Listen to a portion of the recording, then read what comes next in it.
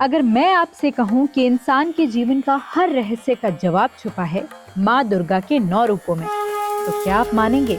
क्योंकि ये 9 दिन सिर्फ त्योहार नहीं, बल्कि वो अलौकिक यात्रा है जो इंसान को साधारण से असाधारण बना देती है। हम खोलेंगे हर देवी के पीछे छुपे वो रहस्य, जिन्हें जानकर आप नवरात्रि को पहले जैसे कभी महसूस नहीं करेंगे।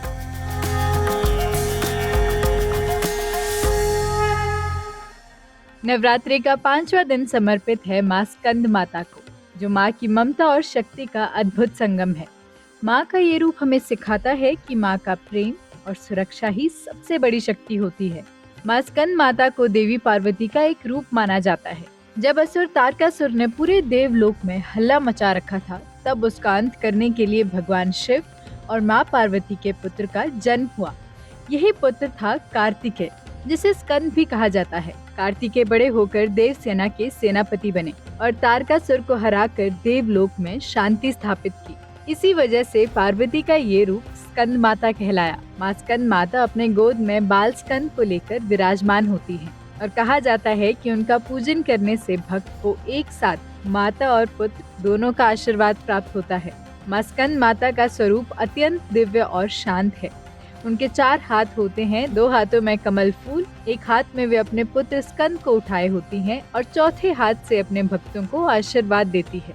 उनका वाहन है शेर, जो वीरता और शक्ति का प्रतीक है। माँ का वर्णन ऐसा है जैसे कमल पर विराजमान एक दिव्य माता, जिनकी गोद में स्कंद खेल रहे हों और चारों तरफ पवित्रता और ममता का प्रकाश फैला हो। माँ स्कंद माता की आराधना के पीछे एक गहरा रहस्य छुपा है। कहा जाता है कि उनके पूजन से भक्त के जीवन में सुख, शांति और संतान का सुख प्राप्त होता है। जो भक्त माँ की सच्चे मन से आराधना करता है, उसके परिवार में समृद्धि और प्रेम बढ़ता है। माँ के दर्शन से भक्त का मन पवित्र हो जाता है। ज्योतिष के अनुसार माँ स्कंद माता का संबंध बुध ग्रह से है।